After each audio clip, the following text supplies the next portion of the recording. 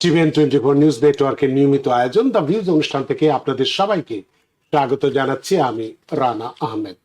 সুপ্রিয় দর্শক, আপনারা এই মুহূর্তে যারা ঘরে টেলিভিশন সেটের সামনে বসে এই অনুষ্ঠানটি দেখছেন কিংবা আরেকটু পরে টেলিভিশন সেটের সামনে বসে আপনাদের এই প্রিয় অনুষ্ঠানটি উপভোগ করবেন, কিংবা এই মুহূর্তে যারা ফেসবুক লাইভে ঢুকেছেন অথবা আরেকটু পরে ফেসবুক লাইভে ঢুকবেন, কিংবা আরো পরে সময় সুযোগ মতো যারা ইউটিউবে অনুষ্ঠানটি দেখবেন তাদেরকেও আগাম স্বাগত জানিয়ে রাখি।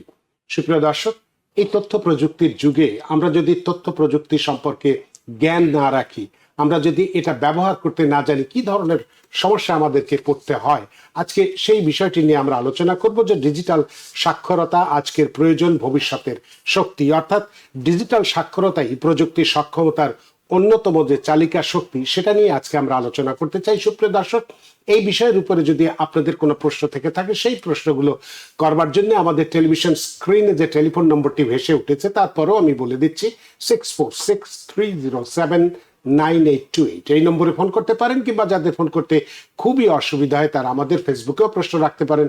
আমরা সবগুলো প্রশ্নের উত্তর দেওয়ার চেষ্টা করব। এবং ইত্যকারে এই সমস্ত বিষয়ে আলোচনা করবার জন্য আমাদের স্টুডিওতে উপস্থিত হয়েছেন দুজন প্রযুক্তি বিশেষজ্ঞ।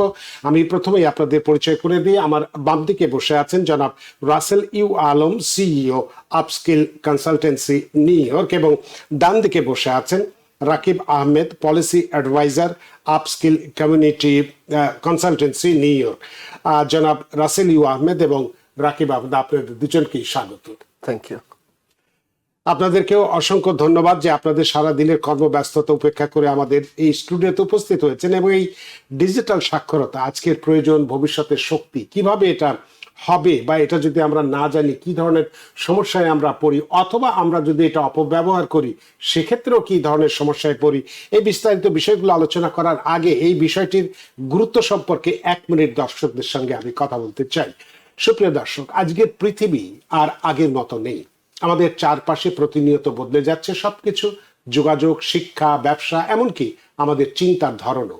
আর এই পরিবর্তনের কেন্দ্রে রয়েছে একটি শক্তিশালী হাতিয়ার, প্রযুক্তি বা টেকনোলজি।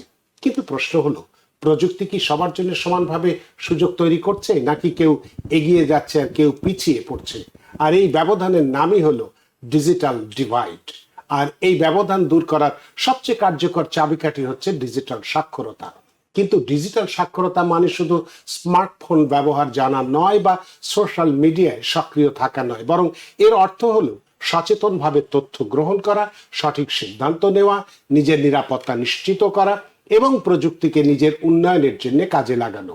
আজকের দিনে একজন শিক্ষার্থী থেকে শুরু করে একজন কৃষক, একজন উদ্যোক্তা থেকে একজন চাকরিজীবী, সবার জন্যই ডিজিটাল দক্ষতা একটি অপরিহার্য যোগ্যতা হয়ে উঠেছে।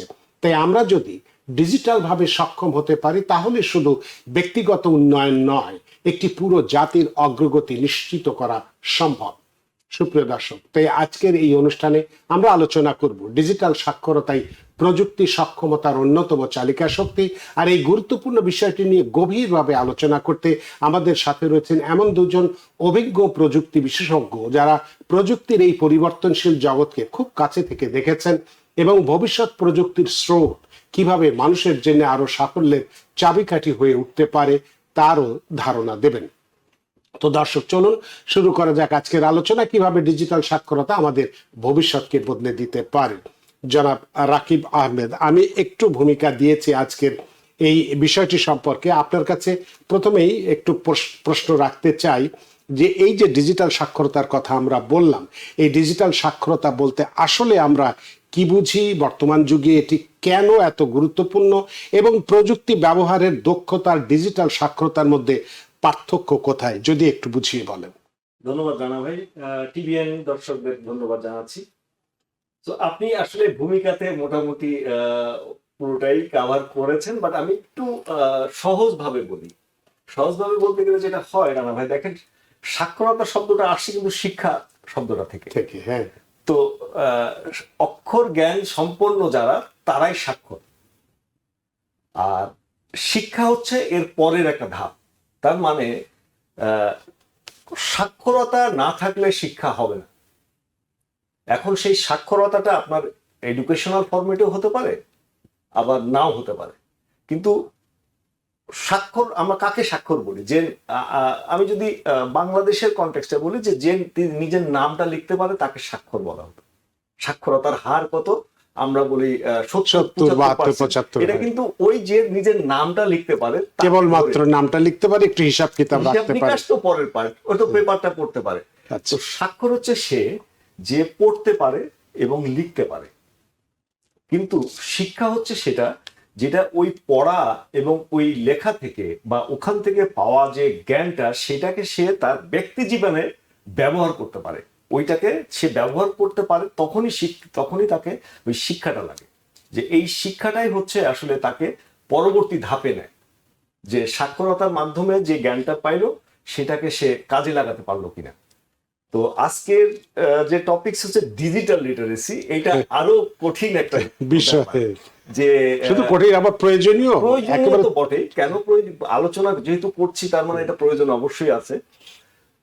ডিজিটাল লিটারেসি এমন একটা জিনিস যে যে স্বাক্ষর না, যে অক্ষর জ্ঞান যার নাই, সে কিন্তু পত্রিকা বা বই সামনে নেয় না, খুব কম, হয়তোবা এখান থেকে ওখানে সরায় রাখলো বা হোয়াট এভার। কিন্তু যে ডিজিটাল লিটারেসি যার নাই, সেও কিন্তু মোবাইল ফোন ব্যবহার করছে, করছে না? করছে। সে মোবাইল ফোন ব্যবহার করছে, সে একটা নির্দিষ্ট গাইডলাইন ফলো করে।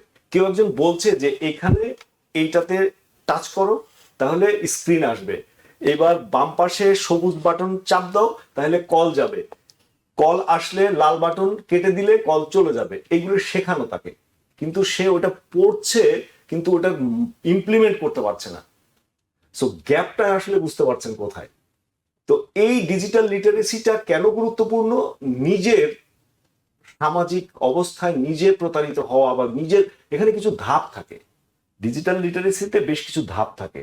যেমন প্রথম ধাপটা হচ্ছে তথ্য নেয়া এবং সেটা যাচাই করা। যেমন আপনি আপনি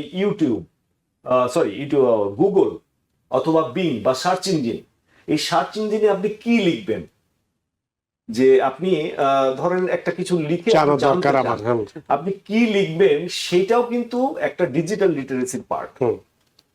ইনফরমেশনটা আসলো, আপনি লিখলেন, আপনি বাংলায় লিখবেন না ইংরেজিতে লিখবেন? বাংলা কি বুঝবে গুগল? বুঝবে তো না, তাহলে কি করি?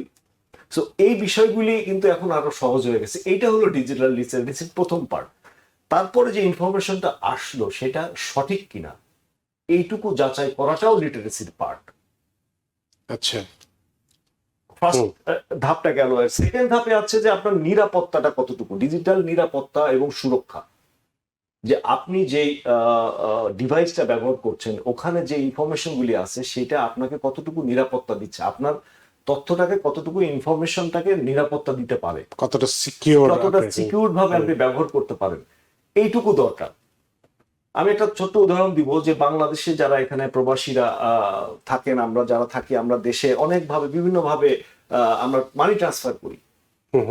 তো এই মানি ট্রান্সফারটা এখন কিন্তু আপনি ফেসবুকে বা ইয়েতে চলে আসছে, মোবাইল ফোনে চলে আসছে, যে আপনি মোবাইল ফোন থেকে বিভিন্ন ধরনের অ্যাপ ডাউনলোড করতে পারেন। সেই অ্যাপগুলি আপনাকে বিভিন্ন ইনফরমেশন চায়, আপনার ব্যাংকের ইনফরমেশন চায়, চায়। সো এরকম হয়তো বা কিছু অ্যাপ থাকতে পারে যে অ্যাপগুলি আসলে স্ক্যাম। এইটা জানাটাও ডিজিটাল লিটারেসির পার্ট।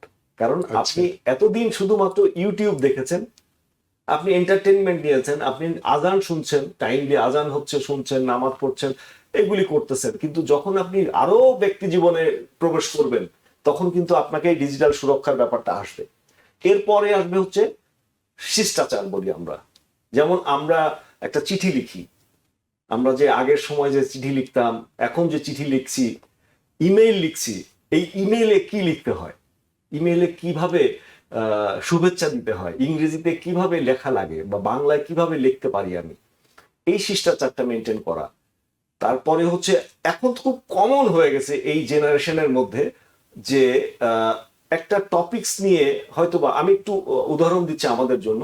আমি এবং রাসেল, আমরা দুইজন কোনো একটা বিষয় নিয়ে হয়তোবা আমাদের ইউটিউব, আমরা সোশ্যাল মিডিয়া প্ল্যাটফর্মে আমরা একটা কমেন্টস করলাম, বা কোনো পোস্ট দিলাম, বা কোনো কিছুর একটা আইকন দিলাম, বা হোয়াট এভার কিছু একটা। অথচ দেখছি কি ওখানে অবলীলায় আমাদের সাথে যারা কো ওয়ার্কার আছে, সে যে পজিশনেই থাকুক, সে একটা ইমোটিকন মেরে দিচ্ছে, হয়তো থাম দিচ্ছে অথবা লাভ দিচ্ছে। বাট এটা কিন্তু শিষ্টাচার না। শিষ্টাচার হচ্ছে যে আমি যদি আমার সুপিরিয়রকে, আমার প্যারেন্টসকে যদি রেসপন্স করতে চাই, তাহলে I have to say something, আমাকে কিছুটা লিখতে লিখতে হবে। থাম মানে এই এনাফ। হ্যাঁ জি। থাম এটা এটা সবার জন্য না। এই যে মানে হোয়াটসঅ্যাপ, আমি সবসময় বলি যে তোমরা কমিউনিকেশন অফিসিয়াল করসপন্ডেন্সটা মেইলে করবা। সোশ্যাল মিডিয়ার WhatsApp is not a official ইয়ে, এটা ইমার্জেন্সি ইয়ের জন্য। সো এই শিষ্টাচারগুলি লিটারেসির পার্ট। লাস্ট যেটা আছে সেটা হলো ফুটপ্রিন্ট। আচ্ছা। যে আমি একটা ছবি তুললাম, ছবিটা পছন্দ হলো না, ডিলিট করে দিলাম। ডিলিট কি হবে? কোথাও না কোথাও আমি এটা ডিলিট করে দিলাম, আমার মোবাইল ফোনের সেখানে হয়তো থাকবে। কিন্তু আমি যদি এই ছবিটা রাসেলকে পাঠাই বা আপনাকে পাঠায় এটা যদি ডিলিট করে দিই, তাহলে কিন্তু এটা ফুটপ্রিন্টটা থেকে গেল। কখনো না কখনো কেউ না কেউ চাইলে এইটা স্ক্যাম করতে পারে। এই সামান্য কয়েকটা জিনিস আসলে ডিজিটাল লিটারেসির পার্ট। অনেক ধন্যবাদ জনাব রাকিব আহমেদ। এবার একটু রাসেল ইউ আলম আপনার কাছে আসতে চাই। আপনার কাছে যে বিষয়টি আমি জানতে চাই যে একজন সাধারণ মানুষের জন্য ডিজিটাল সাক্ষরতার যে মৌলিক উপাদান, এগুলা কি কি তার কাছে থাকতে পারে, আর ডিজিটাল সাক্ষরতা কিভাবে একজন মানুষের এই কর্মসংস্থান, কারণ এখন আমরা জানি এখন কিন্তু কাগজ কলম নেই। আমরা যদি আমেরিকায় যে আমরা বিভিন্ন অফিসে দেখছি কাজ করছি, সব কিন্তু ডিজিটাল, কাগজ কলম আর এখন কিন্তু ব্যবহার হয় না। তাহলে সেক্ষেত্রে কর্মসংস্থানের সুযোগটা কিভাবে বাড়াবে, যদি আপনার অভিজ্ঞতার আলোকে প্রশ্নের উত্তর দেন। জি, থ্যাংক ইউ। সো আজকে অনেক গুরুত্বপূর্ণ একটা টপিক আমরা কথা বলছি, ডিজিটাল লিটারেসি। এবং first let's try to understand যে আমাদের এখানে স্টেক হোল্ডার কতজন। So digital literacy stakeholder right now হচ্ছে গিয়ে 5.3 বিলিয়ন পিপল। সো আমরা যে প্রবলেম ও সলিউশন নিয়ে কথা বলছি, টপিক নিয়ে কথা বলছি, 5.3 বিলিয়ন পিপল এই স্টেক হোল্ডার। এখন যদি আমরা আসি যে আসলে এই প্রবলেমটা কত পার্সেন্ট মানুষ ফেস করতেছে, সো আমরা যদি দেখি global study identify that 60% people actually digitally illiterate. So আমরা বলতেছি 5.3 বিলিয়ন পিপলের মধ্যে 60% at least we can say around 4 billion or 3.5 plus number of billion people তারা আসলে ডিজিটালি ইলিটারেট। এবং সব থেকে করুণ যে ব্যাপারটা সেটা হচ্ছে তারাও কিন্তু নিজেদেরকে ডিজিটাল লিটারেট মনে করছে। নাও একটু ভেঙে বলি যে আসলে ব্যাপারটা কি। ইউটিউবের একটা এক্সাম্পল রাকিব ভাই দিয়েছে। সো ইউটিউবের এক্সাম্পলটাতে যদি বলি, আমরা ইউটিউব ব্যবহার করছি, ফেসবুক ব্যবহার করছি, এই যে ব্যবহার করতে পারাটা সেটা হচ্ছে কি একটা স্কিল। আর আমরা এই ইউটিউব এবং ফেসবুকে যখন মিস ইনফরমেশন আসতেছে, যখন স্ক্যাম আসতেছে, এইটা আইডেন্টিফাই করা বা এটা বুঝতে পারাটা, এটা হচ্ছে কি লিটারেসি। দেখেন, স্কিল এবং লিটারেসি কিন্তু দুই রকম। আমি টেকনোলজি ইউজ করতে পারছি, সেটা আপনার স্কিল যে আপনি টেকনোলজি ইউজ করতে পারছেন। বাট আপনি ওই টেকনোলজিকে বুঝতে পারতেছেন কিনা এবং প্রপারলি ইউটিলাইজ করতে পারতেছেন কিনা, সেটা হচ্ছে কি লিটারেসি। এবং এই ব্যাপারটাতেই মেইন প্রবলেমটা হয়। এবং সেই ক্ষেত্রে আমরা যদি একটা এক্সাম্পল, একটা ডেটা বলি, ইউনেস্কো এটাকে বলছে কোর লাইফ স্কিল এবং সার্ভাইভাল স্কিল। সো ডিজিটাল লিটারেসিটা আর এক্সট্রা অর এডিশনাল স্কিল না, ইউনেস্কো এটাকে ডিক্লেয়ার দিয়ে দিচ্ছে এটা হচ্ছে core life skill. As example, আপনাকে বেঁচে থাকতে হইলে এটা প্রয়োজন, আপনাকে ডিজিটাল লিটারেসিটা লাগবেই। প্রতিদিন যেমন ভাত মাছ খেয়ে আমাদের থাকতে হয়, তেমনি এটাও জীবনে প্রয়োজন লাগবে। এবং আমরা যদি কোর কম্পোনেন্ট, ডিজিটাল লিটারেসির টোটাল কম্পোনেন্ট হচ্ছে কি পাঁচটার মধ্যে ভেরি ফার্স্ট হচ্ছে কি ইনফরমেশন লিটারেসি। সো ইনফরমেশন লিটারেসিতে আমরা বলি তথ্য যাচাই। সো আমরা যখন কোনো একটা ইনফরমেশন পাচ্ছি, আমরা সেটাকে যাচাই করার সক্ষমতা রাখি কিনা, সেটা হচ্ছে আমাদের very first component. Second component হচ্ছে গিয়ে কমিউনিকেশন। এখানে আমরা মোর কমিউনিকেশন বলতেছি, যে আমরা ডিজিটালি যে কমিউনিকেশনগুলো করি, আমরা কি আসলে সেই কমিউনিকেশনগুলো করতে পারতেছি কিনা, সেটাও part of digital literacy. Third one, এটা অলরেডি কয়েকবার আসছে, নিরাপত্তা, সাইবার নিরাপত্তাও একটা core component. Content creation. So nowadays everybody have to create content, কারণ আগে যে ব্যাপারটা ছিল এবং আমাদের এখনকার নতুন জেনারেশন আসতেছে, আপনি যদি ডিজিটাল ওয়ার্ল্ডে ডিজিটাল কন্টেন্ট ক্রিয়েট করতে না পারেন, তাহলে আসলে আপনি ডিজিটাল লিটারেসিটাতে বলতে পারবেন না যে আমি আসলে ডিজিটালি লিটারেট। এবং ভেরি লাস্ট ওয়ান, এবং এটা very important one, is problem solving. So আমাদের যত বিজনেস থেকে শুরু করে যত গ্রোথ আসে, সবগুলা গ্রোথ আসে কিন্তু প্রবলেম সলভিংকেই বেস করে। গুহার যুগে যখন আগুন জ্বালানো শিখলাম তখন এটা কিন্তু একটা প্রবলেম সলভিং ছিল।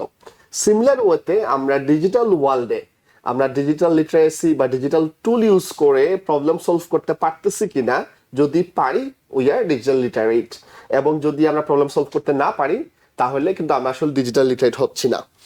আর এমপ্লয়মেন্টের যে ব্যাপারটা বলেছেন সেটা হচ্ছে গিয়ে ওয়ার্ল্ড ইকোনমিক ফোরামের একটা স্ট্যাটিস্টিক্স ছিল যে by 2030 80%, 85% job, 2030 85% job will require digital literacy. That means আপনাকে ডিজিটালি লিটারেট হতেই হবে, কারণ 2030-এর ভিতরে 85% জব উইল রিকোয়ারমেন্ট চলে আসবে। এবং রাইট নাও আমরা যে ফ্রিল্যান্সিং ইন্ডাস্ট্রি বলি অথবা রিমোট জব বলি, এজ এক্সাম্পল রিমোট জবের গ্রোথ হয়েছে সিন্স 2020 আপ টু নাও, মানে কোভিড পরবর্তী প্রায় অ্যারাউন্ড 350%। সো 100%-এর জায়গায় 350% রিমোট জবের গ্রোথটা হয়েছে। এবং এই রিমোট জব পুরোটাই কিন্তু ডিপেন্ডিং অন ডিজিটাল টুলস, এবং আপনি যখন ডিজিটাল টুলস ইউজ করছেন there is one mandatory thing is the digital literacy. অনেক ধন্যবাদ জনাব রাসেল ইউ আলম। আমি একটু রাকিব সাহেবের কাছে যেতে চাইবো যে যে বর্তমান যে প্রজন্ম যেটাকে আমরা বলি, এখনকার যে প্রজন্মটা, তারা প্রযুক্তিতে দক্ষ হলেও তারা কি সত্যি ডিজিটালি সচেতন, এটা কি আপনার কাছে মনে হয় কিনা? আর এটা হচ্ছে যে গ্রামীণ এবং শহুরে জীবন, এই যে দুটো আমাদের জনগোষ্ঠী আছে এই জীবনে, তাদের মধ্যে এই ডিজিটাল বিভাজনটা কতটা বাস্তব, এবং বা এটি কমানোর কোনো উপায় আছে কিনা? দুইটা খুবই ডিফারেন্ট প্রশ্ন, এবং আমি প্রথমে বলবো যে নতুন প্রজন্ম যারা আপনি যাদের কথা বলছেন তারাই হচ্ছে সবচেয়ে শক্তিশালী ডিজিটাল লিটারেট প্রজন্ম। এই আমাদের, কারণ আমরা হচ্ছে দুইটা জেনারেশন, আমরা অ্যানালগ এন্ড ডিজিটাল দুইটা জেনারেশনে দেখছি। আমরা আসলে আমাদের জেনারেশনটা মনে হয় আমরা ব্রিজিং করছি, বাট এখন যে জেনারেশনটা আছে দে আর সুপার পাওয়ারফুলি লিটারেট। তারা এটার মধ্যেই বড় হয়েছে, তারা এই ইকোসিস্টেমের মধ্যে বেড়ে ওঠার ফলে তারা এটা প্রেডিক্ট করতে পারে, তারা স্মেল করতে পারে, তারা ডিসিশন নিতে পারে, এবং তারা এটাকে প্রোটেক্টও করতে পারে। এটা তাদের ক্যাপাসিটি আছে। বাট তারা এই ক্যাপাসিটির থেকে কত পার্সেন্ট তারা নিজেদেরকে বা তার ইকোনমিক্যাল বা সোশ্যাল জায়গাগুলিতে নিজেকে প্রোটেক্ট করতে পারে, অথবা তার পরিবারকে প্রোটেক্ট করতে পারে, এইটা চ্যালেঞ্জ। যেমন একটা সন্তান, আমার সন্তান, সে কিন্তু লেখাপড়া করছে, কিন্তু সংসারের চাবিকাঠিটা তার কাছে না, ইনকামটা কিন্তু করছে তার প্যারেন্টস, তার পেছনে খরচ করা হচ্ছে। তো এই যে খরচটা, যেটা আমি বলছি আপনাকে যে আসলে লিটারেসিটার দরকার আমাদের মতোদের, যাদের হাতে মোবাইল ছাড়া আমি সন্তানের সাথে কমিউনিকেট করতে পারবো না, তার স্কুল ফি দিতে পারবো না, বাট স্কুল ফি দেওয়ার জন্য, আমার সন্তানকে স্কুল ফিটা পাঠানোর জন্য সঠিক জায়গাটায় পাঠাতে পারছি কিনা, সেইটার লিটারেসিটা আসলে প্যারেন্টসের জন্য বেশি দরকার। আচ্ছা, সো আমি ওদের ভরসায় আছি, এবং এখনো আমি বলবো যে আমরা প্যারেন্টস যারা, আমরা সন্তানের কাছে লজ্জা না করে বাবা এটা একটু শিখাই দে। তার মানে সেক্ষেত্রে আর বলছে যে শিশু বা কিশোর যারা আছে তাদের জন্য ডিজিটাল সাক্ষরতা শেখানোটা অত্যন্ত জরুরি। হ্যাঁ, অবশ্যই সাক্ষরতা শেখানো তো জরুরি, এটা তারা শিখেই যাবে, তারা সিস্টেমের মধ্যে আছে, তারা ইকোসিস্টেমে বড় হচ্ছে, তাই না? আপনি গ্রামের কনটেক্সটে যদি বলেন, একটা গ্রামের সন্তান যার বাড়ি হচ্ছে নদীর পাড়ে, আপনি কি তাকে সাঁতার শেখানোর জন্য সুইমিং পুলে পাঠাবেন? প্রশ্নই আসে না। আমরা সে তো জন্মের পর থেকে ওখানে যাচ্ছে, মানে হাঁটা শেখার পর থেকে আস্তে আস্তে যাচ্ছে। তো এখন যারা বাস করছে এই ডিজিটাল যুগে, ওরা জন্মই হয়েছে এটার মধ্যে, সো ওদের কাছে এটা আলাদা করে শেখানো লাগবে না। শেখানো লাগবে কাদের? ওদের বাবা মাকে, ওদের মুরব্বীদেরকে। আমি বলবো যে তোমার বাবা মাকে এইটা বা তোমার পরিবারে যারা বয়োজ্যেষ্ঠ আছে তাদেরকে তোমরা এটা হেল্প করতে পারো। ওদের মাধ্যমে আমরা কমিউনিটিটাকে চেঞ্জ করতে পারি, আমাদের এই সমস্যাগুলি আমরা সমাধান করতে পারি, এবং সেটা আমরা ওই জেনারেশনের মাধ্যম থেকেই। এটা একটা জিনিস। আর দ্বিতীয় প্রশ্নটা ছিল আপনার বৈষম্য। হ্যাঁ, শহর এবং গ্রামের বৈষম্য, এটা অবশ্যই আছে। শিক্ষার ক্ষেত্রে যেমন থাকে, সাক্ষরতার ক্ষেত্রেও থাকে। তো সাক্ষরতার ক্ষেত্রে আরো বেশি থাকে, এবং ডিজিটাল লিটারেসির ক্ষেত্রে বা সাক্ষরতার ক্ষেত্রে আরো বেশি থাকে বিকজ অফ অ্যাডাপ্টেশন, অ্যাক্সেসিবিলিটি, যে ওখানে সঠিক মানে ডিভাইস এবং সেখানে ইন্টারনেটের অ্যাভেলেবিলিটি, পাওয়ার, মানে ইলেকট্রিসিটি সবকিছু ডিপেন্ড করে যে এইটা যদি ঠিকঠাক থাকে তাহলে এই বৈষম্যটা কমানো যায়।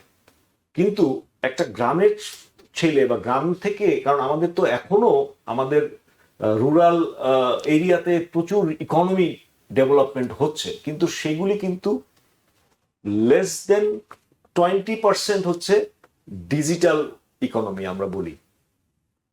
কিছু কিছু ছেলে মেয়েরা গিয়ে কন্টেন্ট ক্রিয়েট করছে, কেউ ফুচকা বানাচ্ছে, ওইটার ছবি তুলছে, এইটা ইকোনমিতে খুব বড় কন্ট্রিবিউট করে না। রাদার ওই রকম একটা ডেভেলপমেন্ট যদি আমরা নিজেরা একটা অ্যাপ ডেভেলপ করা বা এই জাতীয় জিনিসগুলি ক্রিয়েট করা, ফেসবুকের মেটার, মানে এইরকম জিনিসগুলি করাটাই আসলে যৌক্তিক অনেক বেশি।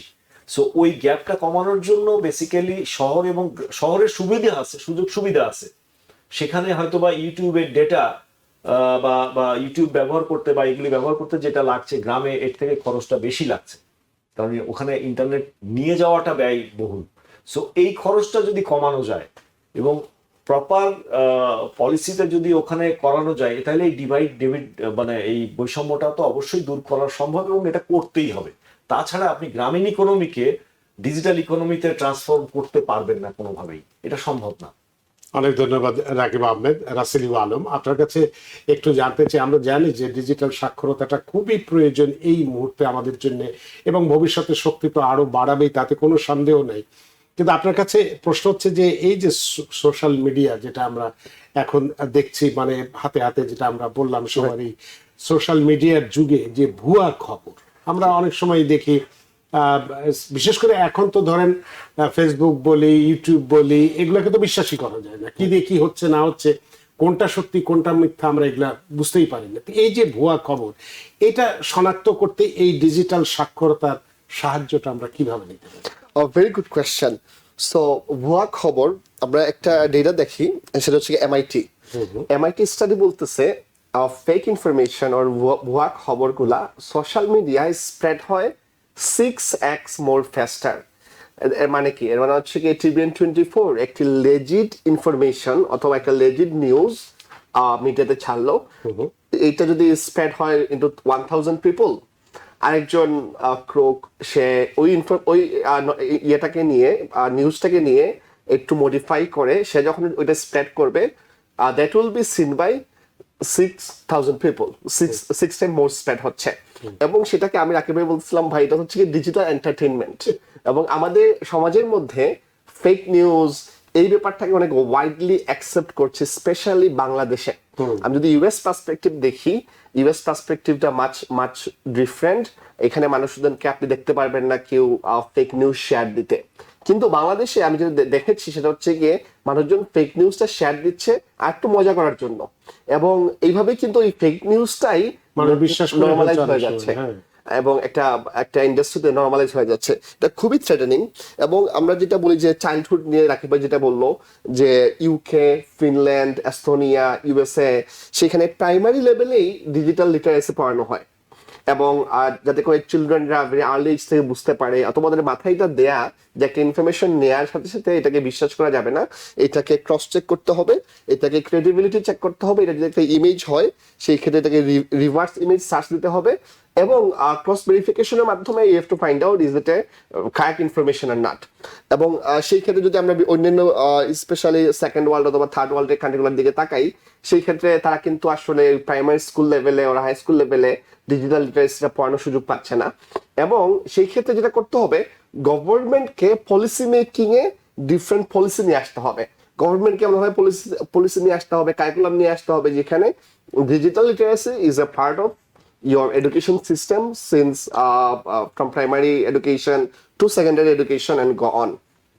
আর সাইবার নিরাপত্তার যেটা সেটা হচ্ছে কি ল্যাক অফ অ্যাওয়ারনেস এ আপনি যদি বলেন এখন আসলে কি পরিমাণ এক্সপেন্স আর কি পরিমাণ ফান্ড ওয়েস্ট হয়, এটা কিন্তু আর মিলিয়ন বিলিয়নে নাই। Right now cyber crime is a $1 trillion industry. So literally I'm saying it's an industry because এখানে যারা সাইবার ক্রাইম করে, it can be N hacker, it can be some other people. এর example, আপনি একটা Facebook page চালাচ্ছেন এবং আপনি আপনার ফেসবুক পেজে লাইক কমেন্ট শেয়ার বাড়ানোর জন্য ফেক ইনফরমেশন স্প্রেড করতেছেন, দ্যাটস আ সাইবার ক্রাইম। এবং ওইখানে ওই লাইক কমেন্ট থেকে আপনি কিছু পয়সা পাচ্ছেন ফ্রম ডিফারেন্ট সোশ্যাল মিডিয়া। এটা কিন্তু ওই যে আপনাকে বলছিলাম যে $1 trillion ইন্ডাস্ট্রি হয়ে গেছে সাইবার ক্রাইম, এটা কিন্তু পার্ট অফ দ্যাট। সেই ক্ষেত্রে ইউএসএ তে বা ফার্স্ট ওয়ার্ল্ড কান্ট্রিতে অর ডেভেলপড কান্ট্রিতে কেউ যদি সাইবার ক্রাইম করে, সেক্ষেত্রে কিন্তু ওইটার একটা ব্যবস্থা নেওয়া হয় এবং there different policies to prevent those. But আমরা বাংলাদেশ বা অন্যান্য কান্ট্রি যদি দেখি, সেই ব্যাপারটা এতটা ওই পর্যায়ে নাই, এবং আমাদের there is no other option other than develop those policy on the government level, যাতে করে আমরা সাইবার ক্রাইম, ফেক নিউজ এটাকে রেস্ট্রিক্ট করতে পারি। তাহলে সেক্ষেত্রে আমরা দেখেছি যে অনেক সময় এই ধরনের, আজকে আমারও ফোনে জি। এমন সমস্ত ফোন আসে যেটাকে আমি স্ক্যাম মনে করছি বা প্রতারণা মনে করছি। তো এই প্রতারণা থেকে বাঁচতে গেলে একজন ব্যবহারকারী কি কি জানা জরুরি, যাতে করে এই প্রতারণা বা স্ক্যাম থেকে সে রক্ষা পেতে পারে? রাইট, সো এখানে একটু ইন্টারেস্টিংলি বলি। সো আমরা গভর্নমেন্ট যতটুকু এগিয়ে আসার কথা ছিল, সেই সেক্টর এটা না, সেটা থেকে প্রাইভেট কোম্পানিগুলো আর অনেক বেশি এগিয়ে গিয়েছে। এজ এক্সাম্পল, আপনি যদি আইফোন ইউজ করেন, অ্যাপল ইউজার হন, আপনি যখনই একটা কল পাবেন, আপনি দেখবেন ওইখানে এআই ডিটেক্ট করে দিচ্ছে যে scam user or scam call can be scam call. So এই ক্ষেত্রে দেখেন প্রাইভেট এআই অ্যালগোরিদম গুলো এইভাবে ট্রেন্ড আপ করা, যেখানে অ্যাপল বলেন অথবা ভেরাইজন বলেন, এই ফোন কোম্পানিগুলো আসলে একটা ওয়ার্নিং দিচ্ছে ইট ক্যান বি স্ক্যাম। এবং আপনি যদি ডিফারেন্ট টুলস ইউজ করেন, সেক্ষেত্রে কিন্তু আপনি ইমেইলে যদি যান, as example good example Gmail কিন্তু অটোমেটিক্যালি স্ক্যাম ফিল্টার করছে এবং সেগুলো কিন্তু আপনার সামনে নিয়ে আসতেছে না। সো এই ব্যাপারে আমি বলবো যে government sector, even in US government থেকেও ইউএস এর যে প্রাইভেট যে কোম্পানিগুলো আছে, তাদের গ্রোথ অনেক বেশি। এবং সেই ক্ষেত্রেও আমি একই সাজেস্ট করবো যে আমরা গভর্নমেন্ট সেক্টর থেকেও বোধ বাংলাদেশ এবং ইউএস পার্সপেক্টিভ এই ব্যাপারগুলোতে একটু ইনভেস্টমেন্ট বাড়ানো দরকার এবং টুলস গুলা ডেভেলপমেন্ট করা দরকার। এবং যদি পার্সোনাল যদি বলি যে আমরা নিজ থেকে কি করব, ফার্স্ট অফ অল আমরা যেটা ডিজিটাল লিটারেসির যে মেইন কথাটা কিন্তু এটাই, যে আপনি যখন একটা ইনফরমেশন পাচ্ছেন, digital information, don't consume it. Or if you have the ability to understand that is it a fake news or fake information or a right information, then you are digitally literate. আপনি যদি একটা information পাওয়ার পরে এটাকে যদি জাজ করতে পারতেছেন, যদি জাজ করতে পারেন সাকসেসফুলি, তাহলে আপনি লিটারেট। আর যদি আপনি জাজ করতে না পারেন, তাহলে আপনি অসাক্ষর। তা সেই যে জাজ করার যে প্রক্রিয়াটা কি, মানে একজন কিভাবে, মনে করুন যে যারা একটু বয়সী মানুষ যারা আছে, তারা অতটা বোঝে না কিন্তু কিছু বোঝে, তারা কিভাবে এটা জাজ করবে? যে এখানে আসলে যদি জাজ করতে হয়, আমাদের অবশ্যই ক্রস চেক করতে হবে, এবং এডিশন টু দ্যাট আপনাকে ক্রেডিবিলিটি চেক করতে হবে। এজ এক্সাম্পল, আমি একটা নিউজ পাচ্ছি TBN24, so that's a credible organisations. সো এখান থেকে আমি যে নিউজটা পাবো, ওদের ফেসবুক পেজ থেকে যে ইনফরমেশনটা পাবো, আই ক্যান অ্যাকসেপ্ট ইট। আর আমি যদি দেখি এখানে TBN54, সো এবং সেখান থেকে একটা ইনফরমেশন আসে, এটা বাংলাদেশে খুবই পপুলার, মোটামুটি সবগুলা টিভি চ্যানেলের ফেক পেজ আছে, এবং ওই টিভি চ্যানেলে যতটুকু পপুলারিটি দেখা যায়, এক্সাম্পল প্রথম আলো, ওই প্রথম আলো একটা পেজ থেকে একটা পোস্ট করে যত বেশি লাইক শেয়ার হয়, এর থেকে বেশি লাইক শেয়ার হয় যদি প্রথম আলো একটা পেজ আছে, যদি প্রথম আলো পেজ থেকে ইনফরমেশনটা যায়। সো এই ব্যাপারটা আমাদেরকে আসলে জাজ করতে হবে এবং ক্রিয়েটিভিটিটা মেক করতে হবে এবং অ্যাওয়ারনেস বিল্ড করতে হবে যে আমি যখন একটা রং ইনফরমেশন পাচ্ছি, আমি এটা যদি স্প্রেড আউট না করি। যদি আমরা স্প্রেড আউট করি, তাইলে কেউ যদি আপনি দেখেন আপনার ফেসবুক প্রোফাইলে একটা ফেক নিউজ শেয়ার দিচ্ছে, you can just call them that he is not literate, he is digital illiterate. অনেক ধন্যবাদ জনাব রাকিব আহমেদ। আপনার কাছে একটু ডিজিটাল এথিক্স নিয়ে আসতে চাই, যেহেতু আমরা একটু এই বিষয়টা নিয়ে কথা বলছি, ফ্রডের কথা বলেছি, প্রতারণা স্ক্যামের কথা বলছি। তো এই যে ডিজিটাল প্ল্যাটফর্ম ব্যবহারের নৈতিকতা বা যেটাকে আমরা ডিজিটাল এথিক্স বলছি, সেটা কেন গুরুত্বপূর্ণ হয়ে দেখা দিচ্ছে, বিশেষ করে এই আমাদের বর্তমান সভ্যতার যুগে এখন কেন এই কথাটা আমরা বলছি?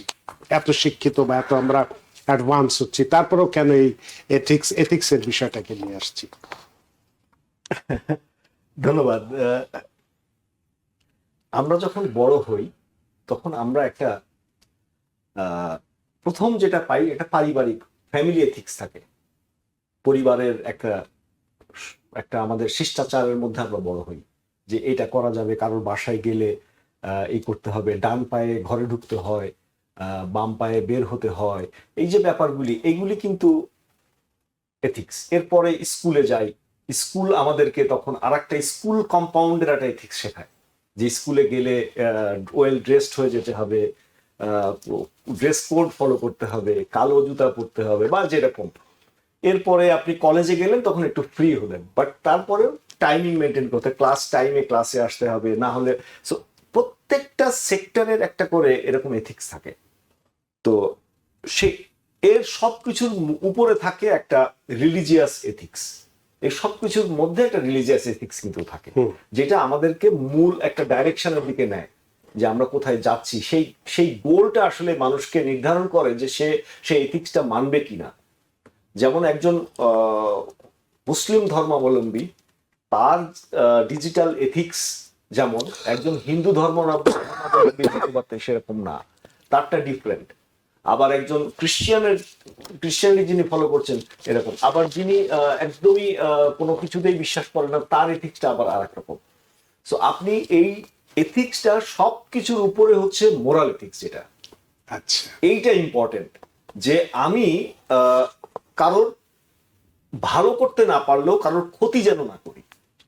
আমার দ্বারা আমার এই খবর বা আমি এই যে ইনফরমেশনটা পেলাম, এইটা একটা খুবই ডিস্ট্রাকটিভ ইনফরমেশন, অথবা একটা খুবই খারাপ একটা ছবি, যে ছবিটা দেখলে একটা সুস্থ মানুষ অসুস্থ হতে পারে, এরকম অনেক ইনফরমেশন থাকে। এইটা আমি যদি একজনকে শেয়ার করি, সে যদি এটা দেখে অসুস্থ হয়ে যেতে পারে, তার থেকে এটা না দেওয়া ভালো। সে কারণে আমরা এখন দেখি যে অনেক ছবির উপরে ব্লার করে দেওয়া হয়। এটা তো আপনাদের সাংবাদিকতা এখন দেয়া আছে অলরেডি, একটা প্রোটোকল এথিক্স, মানে আপনার একটা বিভৎস চিত্রকে যাতে দেখে ব্ল্যাক এন্ড হোয়াইট করে দিতে হবে, ব্লাড কালার দেওয়া যাবে না, এগুলো এথিক্স। সো সোশ্যাল আপনার এই এথিক্সটা সোশ্যাল মানে ডিজিটাল লিটারেসিতে এইটা হলো খুব ইম্পর্টেন্ট, যে আপনাকে এটা মেনে চলতে হবে। এখানে আপনার থাম্ব রুল যেটা, সেটা হচ্ছে যে how to use internet, how to use Facebook এইটা আপনাকে প্রথমে লিখে দেয়নি, বরং সে মানে এইটা বলেছে এই জিনিসগুলি করা যাবে না, বা এইগুলি ওরা কিন্তু বলে না, এটা ওরা তখন বলে যখন আপনি আরো বেশি ইনভলভ হন। কিন্তু আপনি যে বেসিক যে ব্যাপারগুলি থাকে, সেই জায়গাটাই এথিক্সটা আমার কাছে মনে হয় যে খুব গুরুত্বপূর্ণ তো বটেই, এবং এইটা যদি আমি না মানি, তাহলে আমি কোথাও না কোথাও কোনো না কোনো ভাবে হয়তো কারোর উপকার করতে গিয়ে ক্ষতি করে ফেলতে পারি। তার মানে আপনি যেটা বলছেন যে এটা যেহেতু এতটা গুরুত্বপূর্ণ, যখন যেটা রাসেল আলম বললেন যে ছোট বিভিন্ন দেশের কথা বললেন, যে প্রাইমারি স্কুল থেকেই তাদেরকে এটা শেখানো হয়, এবং ওই লেভেল থেকেই এই এথিক্সটা হয়তো তাদেরকে শেখানো দরকার। অবশ্যই, কারণ আপনি আমাদেরও এথিক্সটা আছে, আমরা বাঙালিদেরও আমাদের এটা কালচারাল এথিক্স আছে, কিন্তু যে আমরা কারোর বাসায় গেলে জুতা বাইরে রেখে যাওয়া, এটা আমাদের এথিক্স, এটা বাঙালিদের এথিক্স, এটা যে আমরা জুতা পরে ঘরে ঢোকা বা এইটা কিন্তু আমরা মেনটেন করার চেষ্টা করি। সো আমাদের সন্তানরা যারা আছে, তাদেরকে যে এই এথিক্স গুলি শেখানো, সেটার জন্য সবার আগে তো আমাদের মুরব্বী, আমরা যারা ইউজ করছি, তাদের তো জানা জরুরি।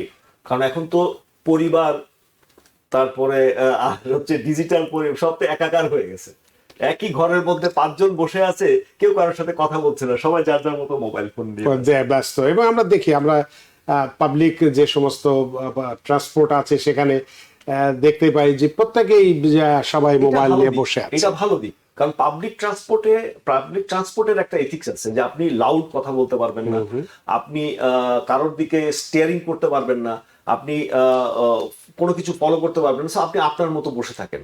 সো বাংলাদেশে বা কান্ট্রিগুলিতে যেটা হতো, ট্রেনের মধ্যে বাসের মধ্যে একটা চিল্লাচিল্লি না হলে পাবলিক ভাব হয় না। কিন্তু মোবাইল ফোন থাকার ফলে কি হচ্ছে দেখেন, সবাই অনিচ্ছা সত্ত্বেও ফলো করতেছে।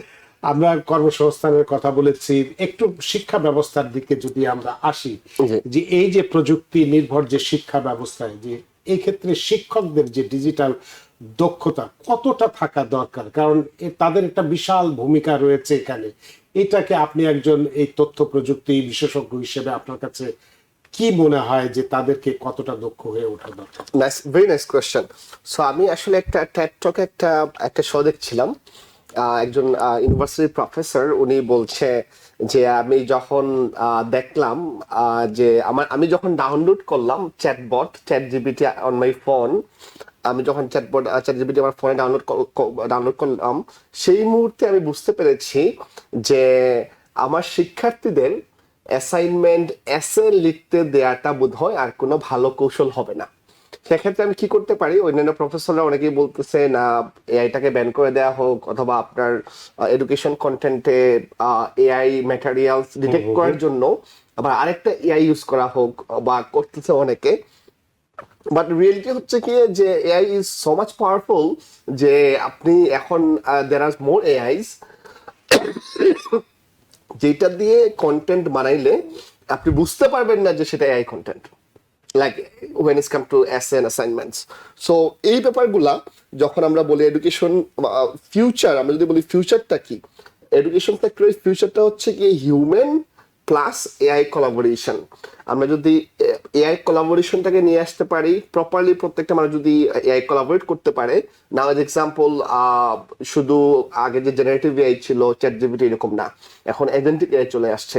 এজেন্টিক এআইতে আপনি ওয়ার্কফ্লো অটোমেশন করতে পারতেছেন, সিস্টেম অটোমেশন করে ফেলতে পারতেছেন। এখন ইআরপি সিআরএম গুলো সবগুলো কিন্তু এআই ড্রিভেন চলে আসতেছে। যে এই যে ব্যাপারগুলা আমাদের পার্সোনাল লাইফটাও কিন্তু অনেক ইমপ্রুভ করছে। আমাদের ডেইলি যে আমরা যে অ্যাক্টিভিটিস করি, আমরা জেনে না জেনে, এজ এক্সাম্পল আপনি যদি মনে করেন এই মুহূর্তে আমরা এখানে টক শো করছি, a lot of people watching us, that's actually ultimately কিন্তু আপনার ওই টেকনোলজির কারণেই হচ্ছে, এবং এখানে কিন্তু এআই অনেক ইউজ এবং ইউজেস চলে আসতেছে। এই যে ব্যাপারগুলো আছে এটাকে আপনি অ্যাপ্রিসিয়েট করতে পারবেন।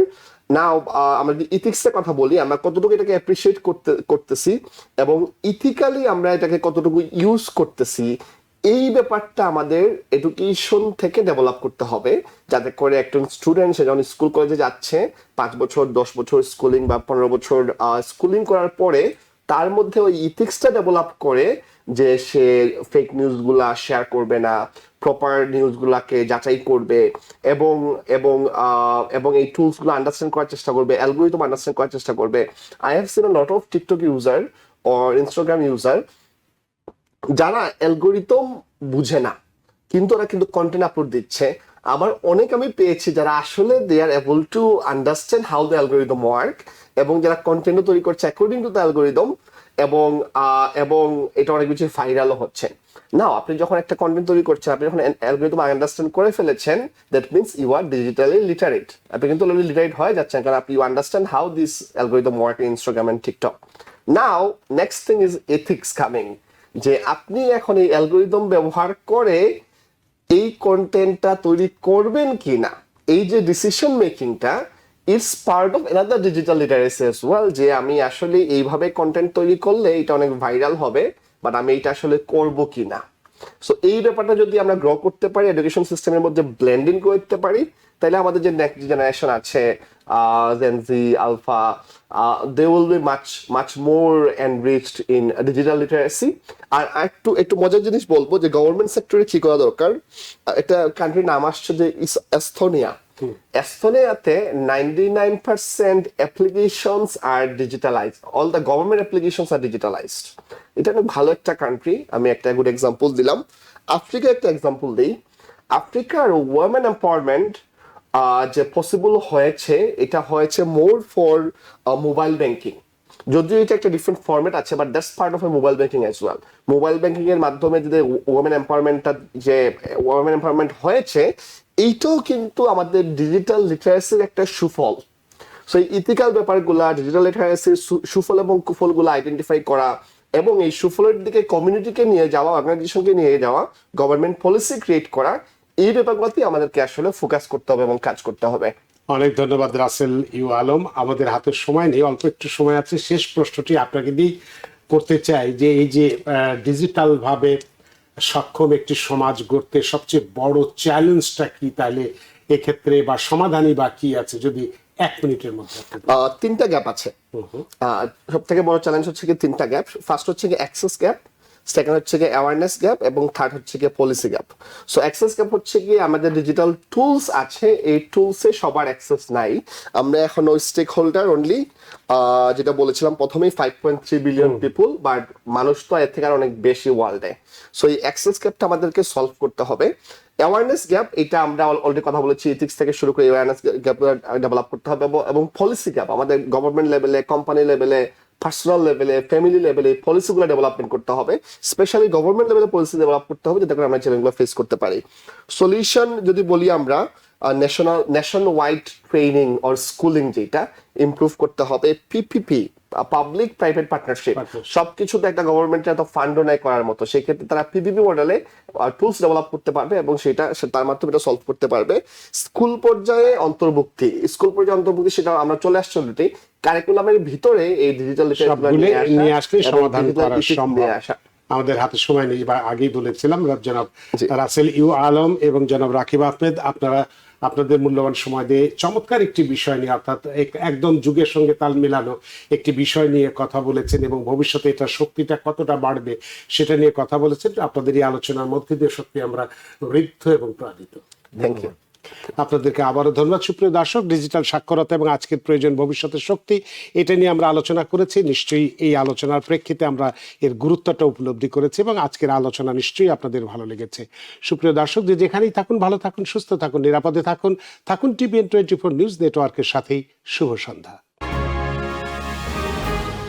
টিভিএন 24 টেলিভিশন দেখতে আজই কল করুন 7187776556। লগ ইন করুন www.totalcablebd.com।